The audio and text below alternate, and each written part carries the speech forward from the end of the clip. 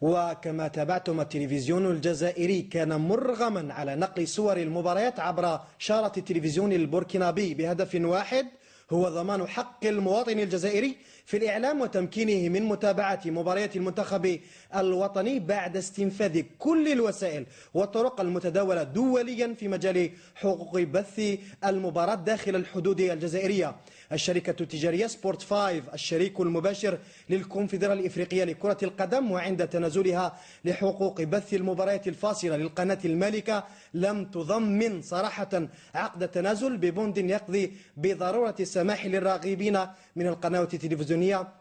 اقتناء حق المباريات الفاصلة بالبث الأرضي. القناة المالكة لحقوق بث مباراة بوركينا فاسو والجزائر فضلت الاحتكار الحصري، وكانت السباقة قبل ذلك لاختراق حق الملكية ببثها وبعد القرصنة لنهائي كأس الجمهورية لكرة القدم 2013 دون اقتناء حق البث من التلفزيون الجزائري. معلق المباراة على القناة التي احتكرت البث اليوم عاتب التلفزيون الجزائري على نقل المباراة، وسبق له التعليق على ذات